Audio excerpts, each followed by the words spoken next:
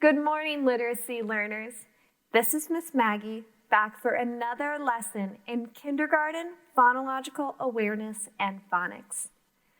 We're so excited that you tuned in for another episode of At Home with APS.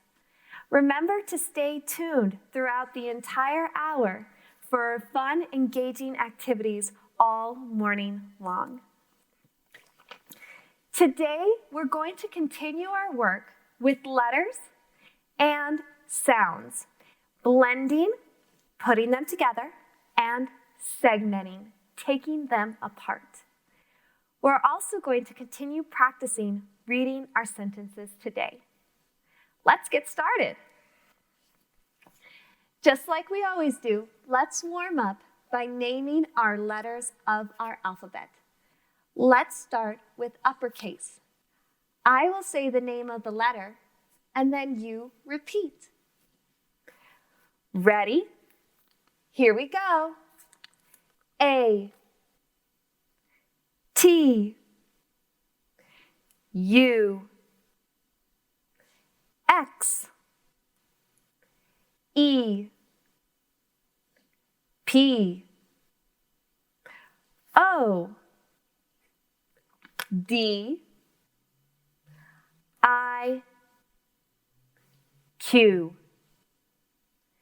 Remember, every time that you practice your letters, you should always practice your vowels. Let's try now with our lowercase letters. Ready? Here we go. A, T, U, X, O, P, E, D, I, Q. Excellent. Something you can definitely do this summer is continue to practice naming your letters in and out of order. Now we are going to practice more with blending and segmenting sounds.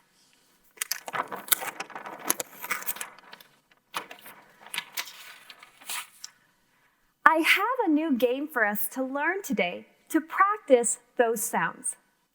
It is called Phoneme Feud. The instructions for this game will be available on the APS website, along with words that you could use for this game. This game comes from the Florida Center of Reading Research, so you can find cards for this game and additional extensions and directions at their website, fcrr.org. Let's learn how to play. To set up this game, you need to make picture cards, kind of like the ones that I have made here. To do this, you will need a piece of paper, a pencil, and a pair of scissors. Those are the only three materials that you need. You can also choose to print out the cards that are on the FCRR website. But if you don't have a printer, this is how you can make the cards. When you take your piece of paper, and I'm going to get a piece of paper so I can show you,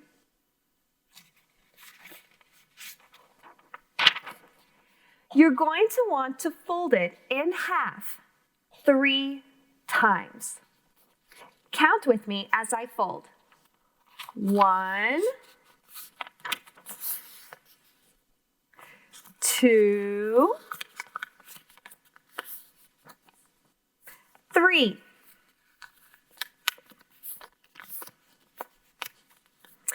Now I'm going to open up the paper.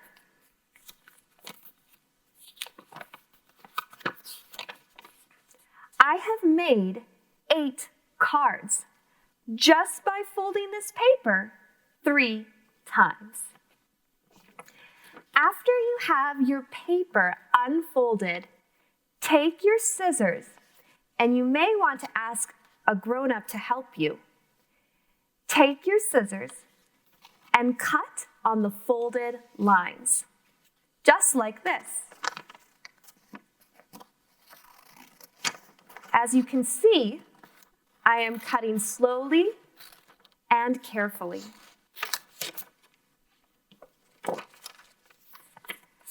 When you are finished cutting, you should have cards about this size.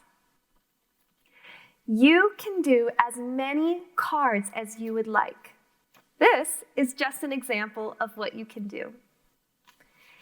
Next, you're going to look at objects around your home, wherever you're at, and find objects that you can draw on your cards. You should draw one picture for each card. I have a poster here with some examples. Let's take a look at the pictures I drew for my cards. I have a key, a clock, a fish, a rope, a spoon, and the number 2.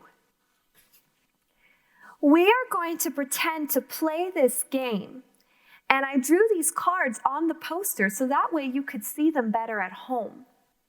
But we'll talk about the exact directions on how to play.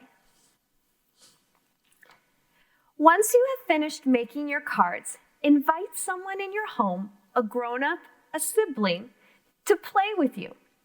This game is best played with 2 players. Maybe 3 if you have an odd number of people in your home that would like to play. But 2 to 3 is best for this game. Once you have your cards, you're going to take your cards and put them in a pile face down. Face down means you won't see the picture.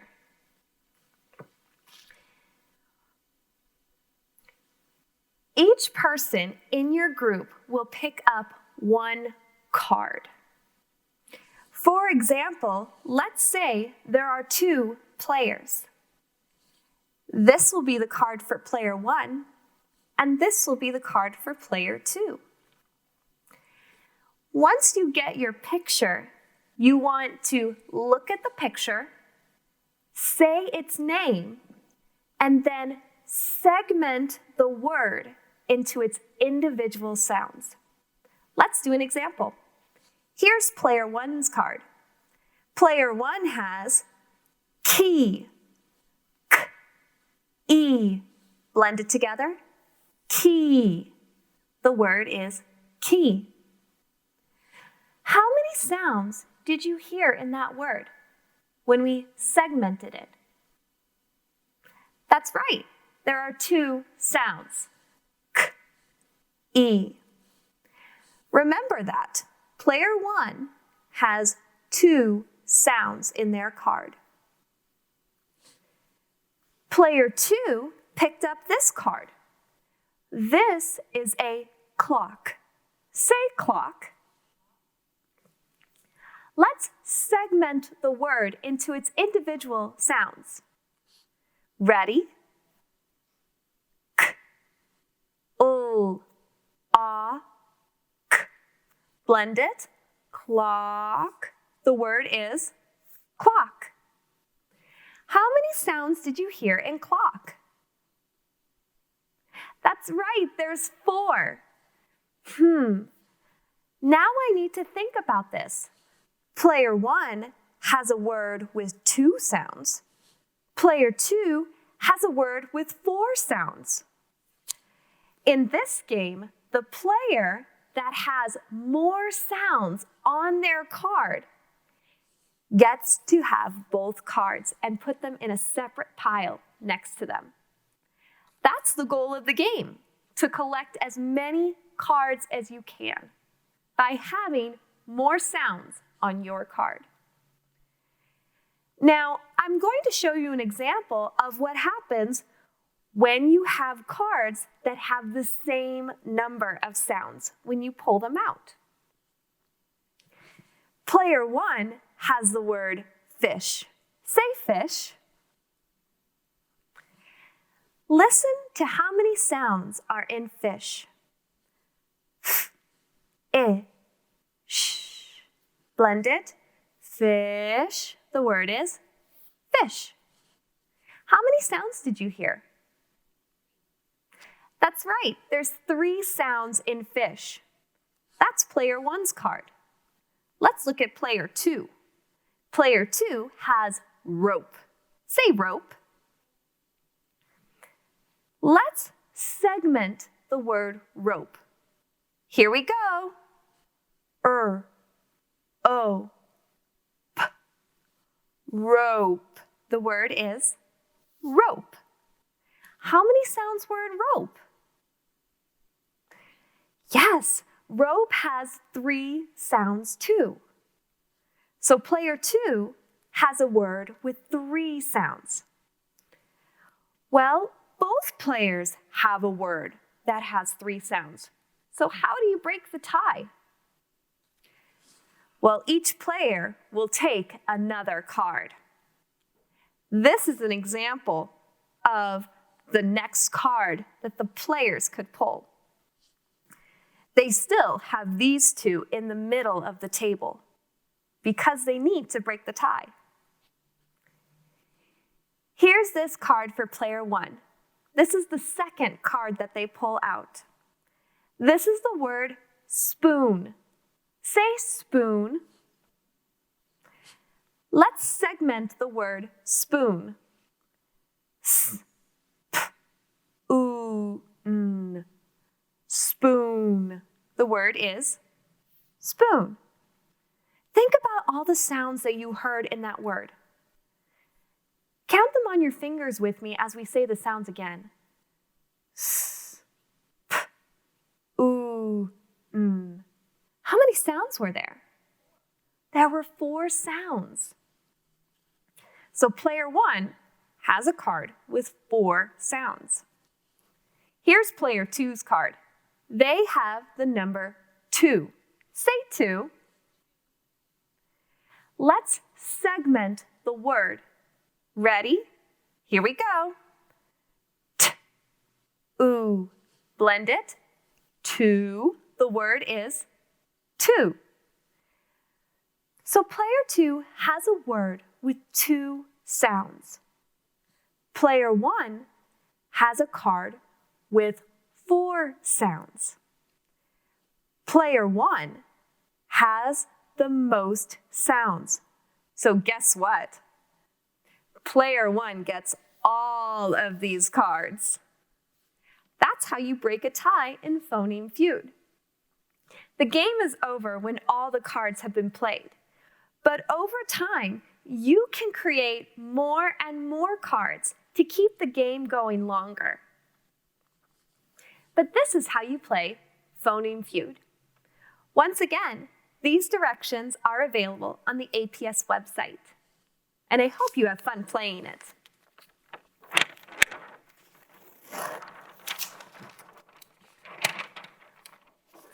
Let's move on to the next part.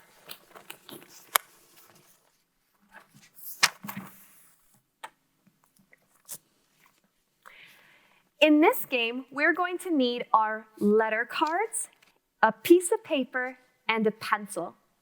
Go ahead and grab those materials.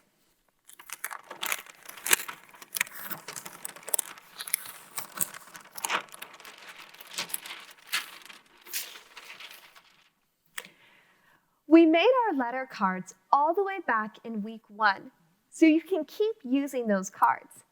If you haven't made those cards yet, you can make those cards with paper, scissors, and a pencil. You can also use coloring utensils to color code your vowels and your consonants. The next game that we're going to play with our letter cards is called Word Ladders. The directions for this game are also going to be available on the APS website.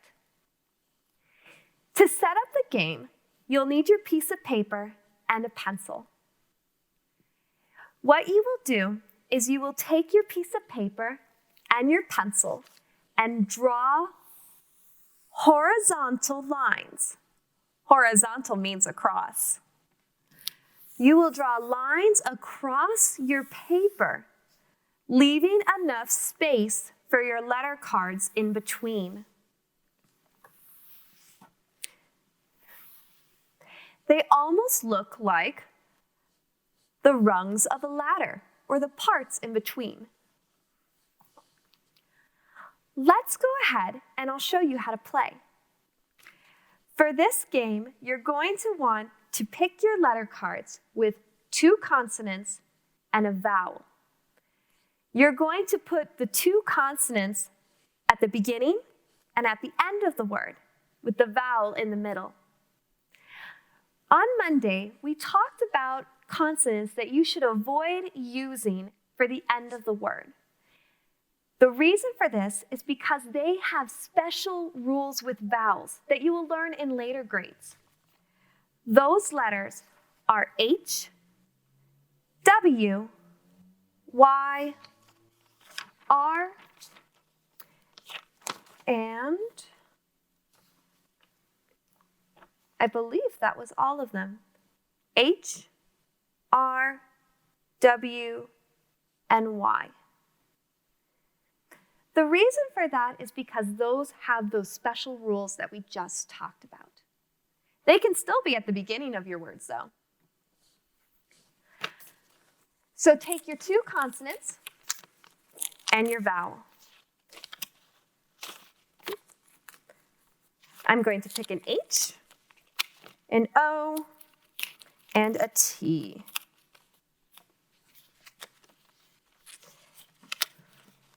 And I am going to make this word. You're going to start at the bottom of your chart. Let's take a look at the letter cards that I picked. Let's blend the words together. Ready? Here we go. Blend it. Hot. The word is hot. I've come up with one word. Now, I need to pick 2 letters that are going to move up to the next rung, and I'm going to leave 1 letter behind. So I am going to pick up the 2 consonants, and I'm going to leave the vowel behind. If I leave out a vowel, I need to pick up a vowel for the middle.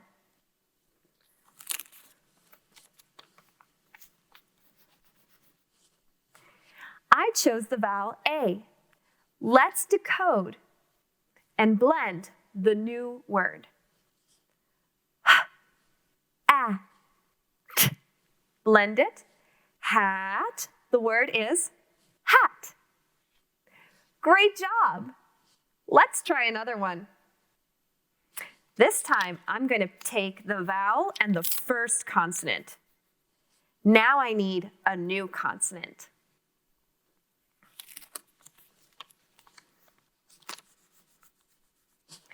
Let's try this word. Ready? Here we go. Blend it. Han. The word is han. That's interesting. This word is a nonsense word. I don't know anything that has the name of han. Let's try another one. I'm going to take the vowel, and I'm going to take the last consonant. Now I need a new consonant for the first part.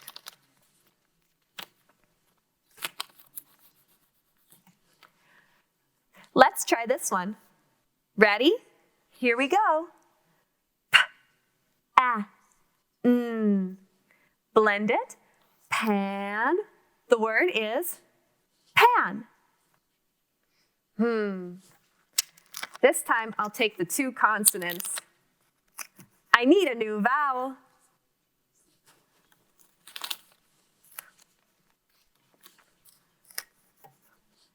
Let's try blending this word. Ready? Here we go. P, e, n. Blend it. Pen. The word is pen.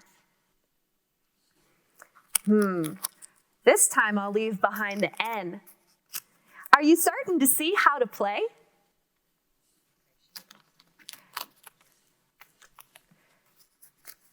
Let's try this one. Ready? Here we go. P, e, d. Blend it. Ped. The word is ped. Let's try one more to get us to the very top. This time I think I'll do another vowel.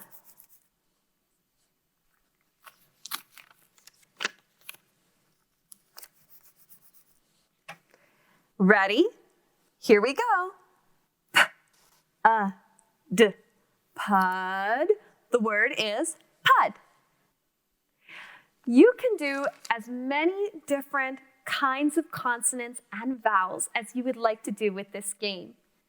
The point of the game is just to practice. Practice reading those words so that way you know those sounds and can read them fluently together.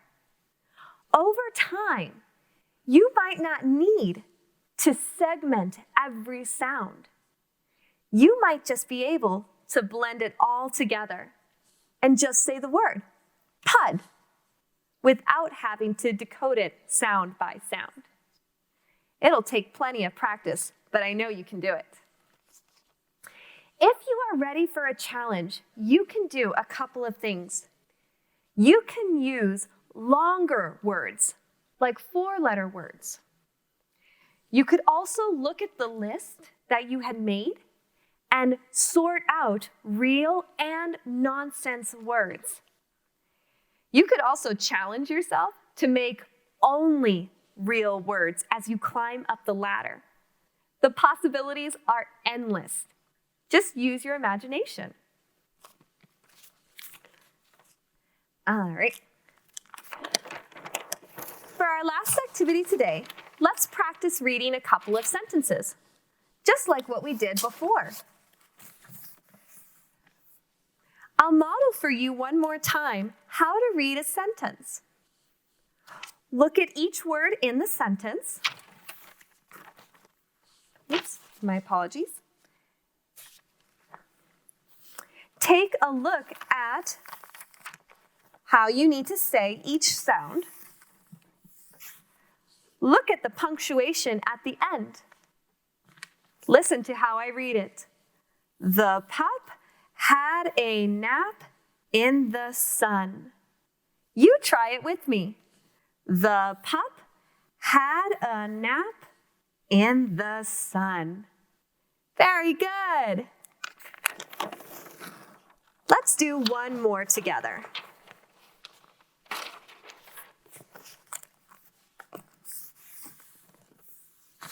All right, look at the sentence. Look at each word.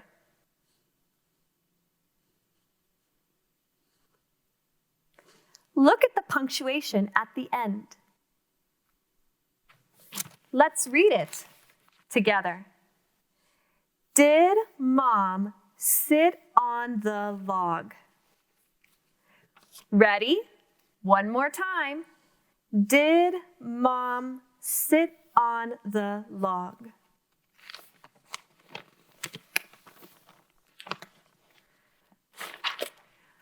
Boys and girls, today has been so much fun with you. Because we are at the end of 7 weeks, I wanted to take this opportunity to let you know that today is my last day of filming these episodes for At Home with APS. You still have a couple more days until Friday, but today will be my last day on air. This has been such a fun and wonderful adventure. And I'm going to look at my script because I want to remember everybody that we need to thank for today. I wanted to end today by saying thank you to the many people and departments that have made this possible, along with the educators from some of our local schools, our sign language interpreters, our specialists, and our department leaders. I also wanted to say thank you to the many students who have watched KNME to continue their learning each day. It was a pleasure to learn with you these last 7 weeks. Thank you so much for being part of this experience with us. Stay tuned next for a wonderful story read aloud by Miss Rachel. This was At Home with APS.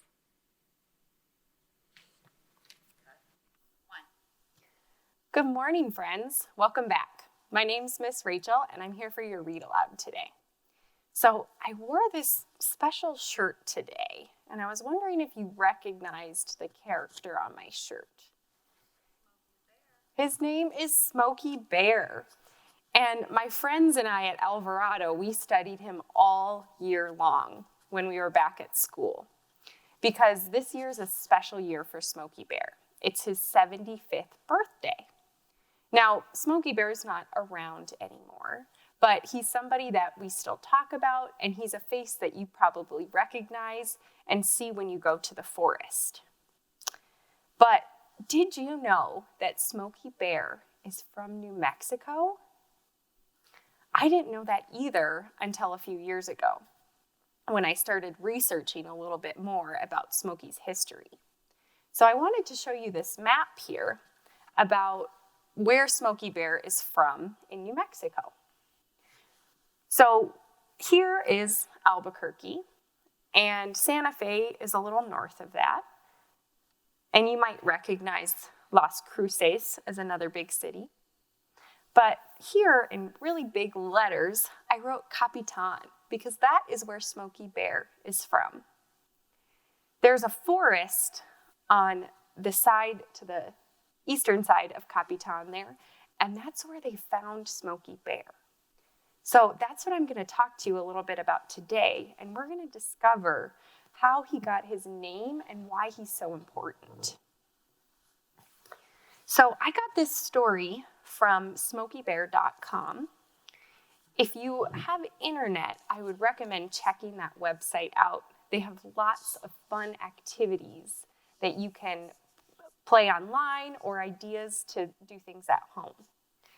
So this was sponsored by the U.S. Forest Service, and they have a short little story about how Smokey got his name. Okay? It says, Smokies Story. In 1950, a tiny bear cub played happily in the forest. Somewhere in the forest, people were being careless with fire. And I see here they've got a picture of Smokey. He's playing in the forest. And then there's some kids who have a small little bonfire there, and they don't have it enclosed in anything, and their faces look surprised and a little scared. Soon, the fire was burning out of control. A wildfire. Trees and bushes were in flames. Quick as he could, the tiny bear climbed a tree to save his own life. Look at, there's Smokey, and he's climbed that tree there, and he looks afraid. I would be afraid too if there was a wildfire that close to me.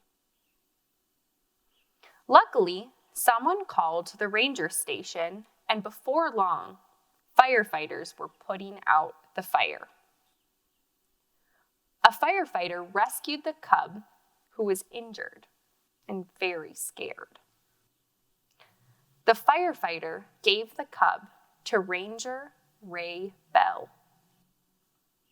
And there's Ranger Ray Bell there, holding Smokey Bear, wrapped up in a blanket. Ranger Ray and his daughter brought the tiny bear to Dr. Edwin Smith, an animal doctor who fixed the cub's injuries and returned him to Ranger Ray. Ranger Ray named the cub Smokey Bear after the wildlife prevention character. Smokey Bear grew up and promised to do all he could to teach people how to prevent wildfires. And then here, there's that image of Smokey Bear that I recognize, and I'm sure you do too. He has his famous ranger hat on that says Smokey on it, and he's carrying a shovel. So I'm curious if you know a little bit about fire safety. It's getting close to summertime, and maybe your family's spending some more time out in the forest. And it's our responsibility to be safe if you ever have a campfire outside. So I want to show you something that you might see when you go into any national forest in the United States. Have you seen something like this before? When you drive into a national forest, you might see this sign. It tells us what the fire danger level is on that day. And I noticed that there's kind of a scale there. Low, moderate, high, very high, and extreme. So this sign is showing that the fire danger is moderate. But that doesn't mean that we can be careless with fires. It means that it's safe to have a fire that day, and that you still should be very careful. If the fire danger level is anywhere from high to extreme, it's not a good idea to have a campfire. So if your family ever goes to the forest, take a look for this. Notice what it says. You can also always check the U.S. Forest Service website to see the fire danger level in the area you're planning to go. Another sign you might see that looks a little different is this one here. So again, it says fire danger today, but rather than a scale, it just shows the level. And I noticed that it matches the level from our scale here. It says moderate. So you'll always recognize those colors, right, to see if it's safe to have a campfire with your family. And then there's that image of Smokey Bear. So I'm going to hold that next to this picture here. You can see it's the same image. Smokey Bear's image has become such an important part of fire safety and Forest Service. So I also wanted to show you these rules that Smokey Bear came up with to help us become experts at preventing wildfires. Because as Smokey says, only you can prevent forest fires. So he's got 5 rules that he thinks it's important for us to remember. It says, Smokey Bear wants you to know the 5 rules of fire prevention. Rule number 1, only you can prevent wildfires. That means that you have to be responsible and safe if you choose to have a campfire. Rule number 2, always be careful with fire. Rule number 3, never play with matches or lighters. Those are definitely not toys. Rule number 4, always watch your campfire. That means that you shouldn't walk away or go sleep in your tent if your fire is still burning. You need to keep an eye on your campfire at all times. Rule number 5, make sure your campfire is completely out before leaving it. And there's a couple things that I notice in these rules that you maybe can't quite see from home, so I'm going to explain them to you.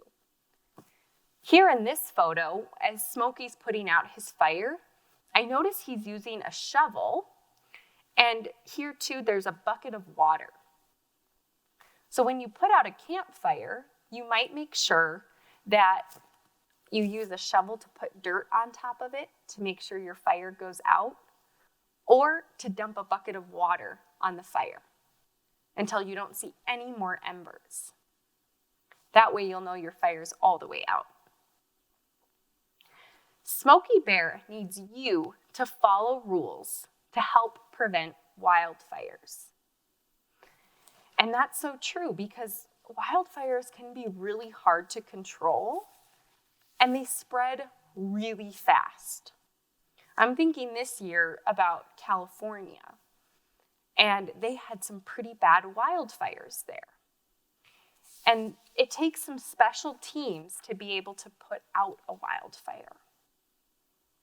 So I wanted to show you a picture of one other thing here. These are some specially trained people who put out wildfires. They're called smoke jumpers. Isn't that kind of a fun name? As I look at their picture, they don't look like normal firefighters that I've ever seen. And this is a special year for smoke jumpers too. As I was reading and researching about them, I read that this is the 80th anniversary of smoke jumpers. That means our first smoke jumpers were in 1940. That's pretty cool. So I'm going to tell you a little bit about what these people do and why they're different than firefighters. As you look at their picture, do you notice what is special about their uniforms? They've got a lot of gear on, and I noticed that they're by an airplane. Smoke jumpers and an airplane, what do you think they do? They jump out of airplanes directly into wildfires. That takes some serious bravery. And they carry 2 parachutes with them in case one of their parachutes doesn't work. That also means that they have to carry all of their gear to stop the wildfire on their outfit. So I can see here in the photo, they have pockets on their pants where they can keep some gear. I also see that they've got backpacks on, and that must be really, really heavy. Now, I also read that smoke jumpers, after they jump out of the plane, the people in the airplane send them more gear in little boxes to help them put out the forest fires. Now, carrying all that gear would be so hard and challenging. These people have to be in really good shape, and they have to make sure that they're really strong. So there's not very many smoke jumpers across the country. There's less than 350 people who are trained to be smoke jumpers. That's incredible. They have 9 bases around the United States, mostly on the West Coast. And then they fly around the country if there's ever a forest fire to help put out the fire. So I think these people are just so incredibly brave. And we don't want them to have to jump into a forest fire. So it's really important that we are safe with our campfires so that that doesn't happen. Now, along with this story came some characters that I cut out. And I've made this available for you on the APS website if you'd like to find this. But they have characters from the story and forest fire, I should say a campfire here. That looks like it's from the story. So I just cut those out and put them onto popsicle sticks.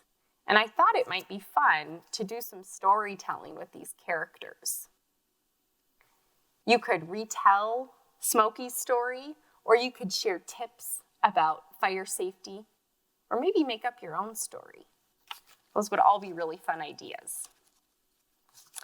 Well, thank you so much for joining me. This is also my last day of filming, and as Miss Maggie said, it's been such a pleasure to be here with you, and I want to say thank you to everybody who's been watching and made this possible. Have a great summer, and I'll see you again.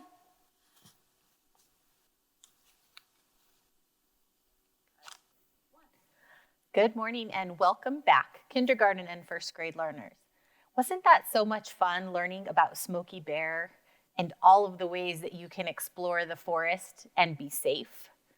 I started thinking about that and started wondering about going out camping and what to do when I'm in the wilderness.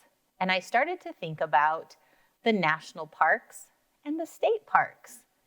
Did you know that New Mexico has a bunch of great places that you can go out and explore? Do any of you go camping or hiking or even just looking at books and thinking about places to go? Today I thought we could explore some different kinds of maps, and maybe you could make a map too. So the first thing I wanted to start by sharing is about the national parks. The national parks were created in 1916 by President Woodrow Wilson.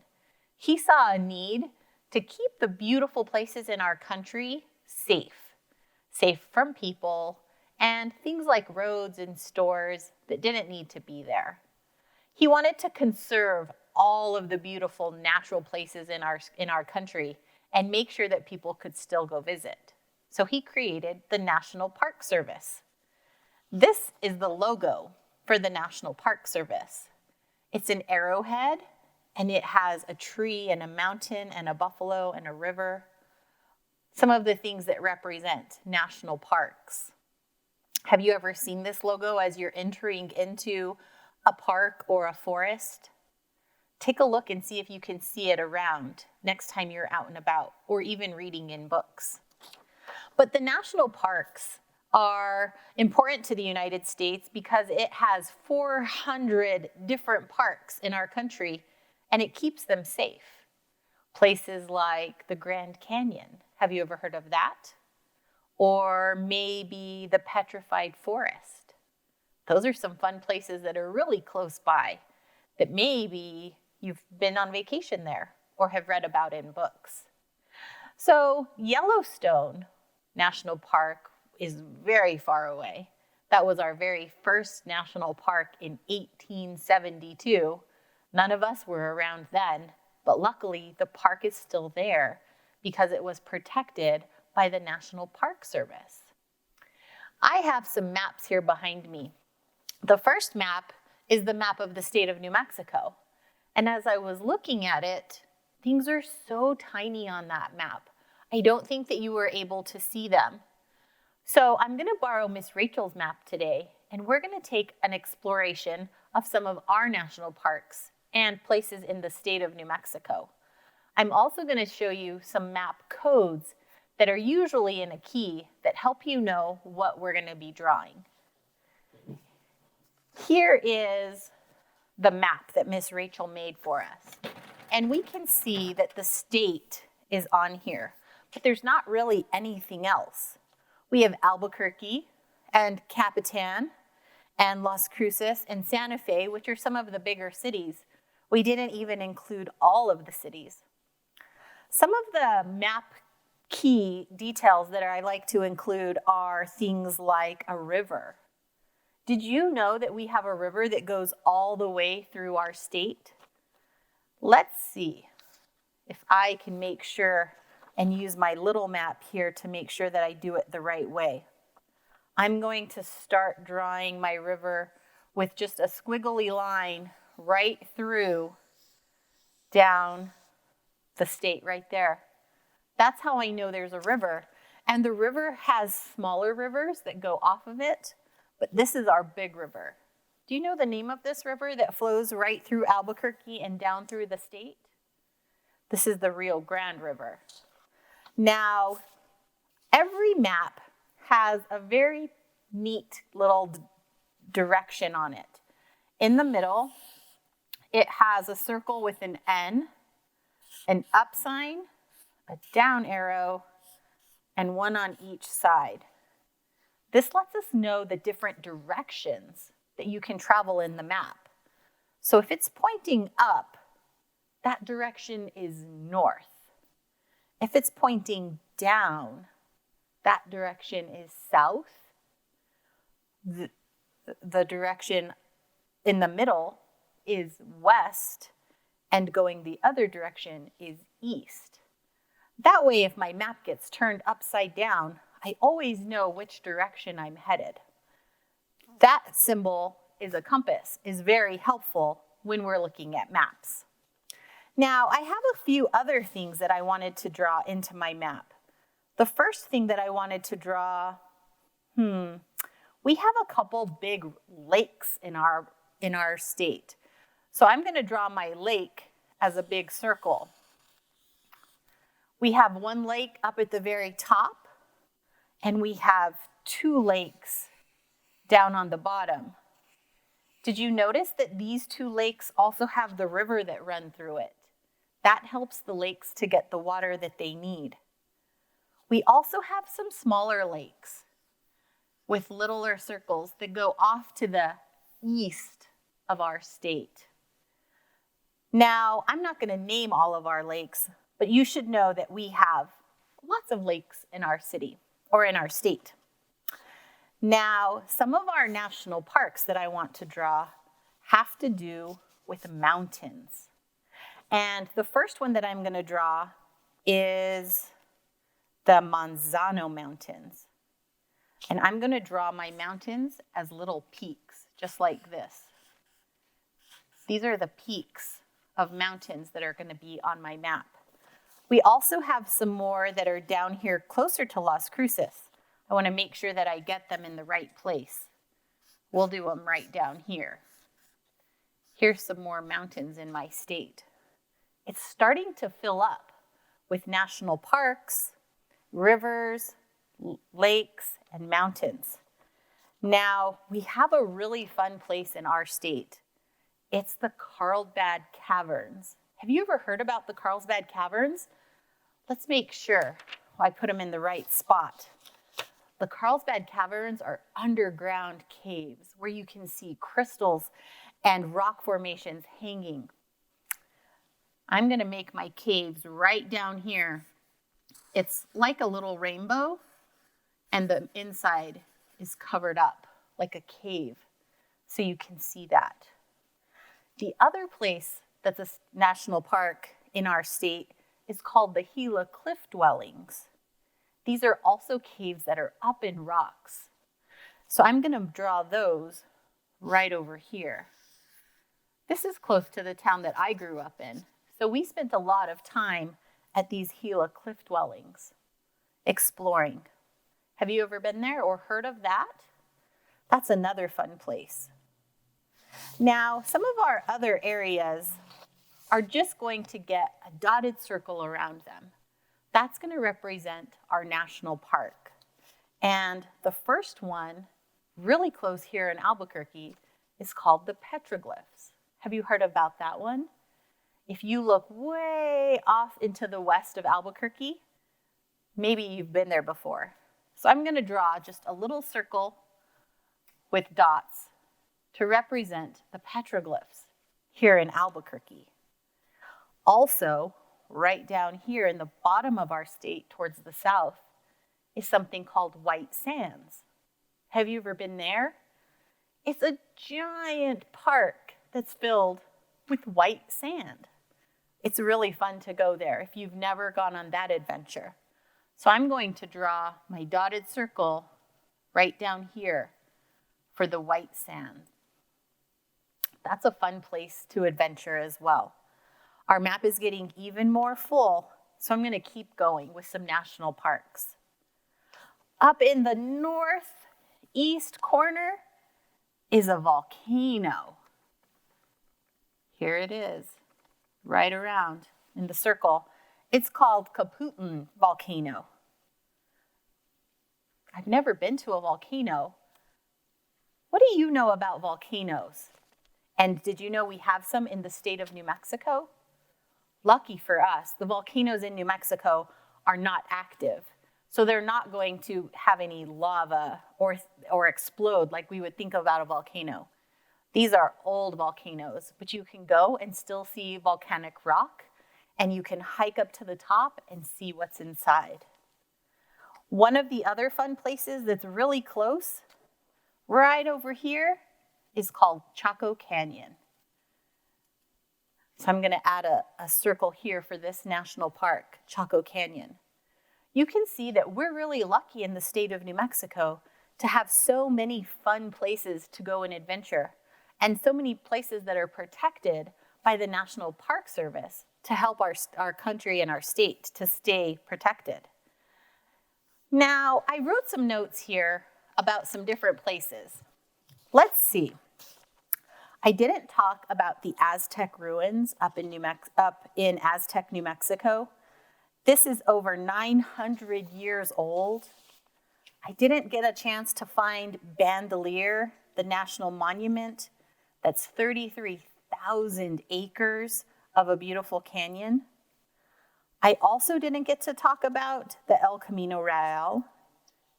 It's also a historic trail in our state, which is also protected. I didn't get to talk about Pecos. All of these wonderful places in our state that I didn't get a chance to draw. But maybe you can continue to draw maps at your house. Now, these are just some of the maps that we drew today, talking about the national parks and how these areas are protected. But have you ever drawn a map maybe of your house or a map of your playground at school? Try to remember all of the different things. Make a key for your map so that other people know what you're drawing about. Let's give it a try real fast and see what it would look like. If I wanted to draw a map of my playground, I could border it off with some different buildings. So I know that there's a big school building right here, and maybe there's a road over here where the buses got to drive. What's something important that I could draw on my map to help me represent my playground? Could I draw the swings? That was one of the favorite places to play.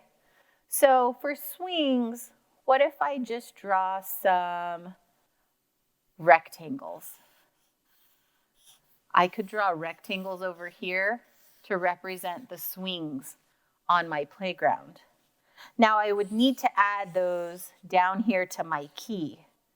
So the rectangles would represent the swings. This way, anybody looking at my map would know what they're looking at. Sometimes I don't even have to draw the real image. I can just draw something to represent that image. Now, I had 3 favorite places on the playground that everybody loved to go. They were the slides. So for slides, because they were swirly slides, I'm going to draw a swirly line. And we had 3 swirly slides on the playground. So I have 3 swirly slides on my playground. I have to remember to add it to my key. And this is the slide. What other fun things can I add to my playground? What things are on your playground that I haven't added yet? What about monkey bars? Did you have monkey bars on your playground?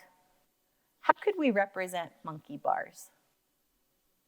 I think I'm going to use just an X connected together. We had a bunch of different monkey bars on our playground, so I'm going to keep adding them to my map. Have you ever had a chance to draw a map before? Maybe this will be your first one, or maybe you're already an expert at drawing maps, and this one doesn't even compare to yours. Hopefully you can share with me what your map looks like. And don't forget to make a map key so that everybody knows what you're drawing in your map. Today we made a map of New Mexico. We filled in some of our national parks. We learned about Smokey Bear and how he helps keep the forest safe for everyone with no fires. And we also had a great lesson with Miss Maggie. Thank you guys for joining us today in learning. And I will be back tomorrow to see you for another math lesson. Hopefully you're having a great day, and see you back tomorrow.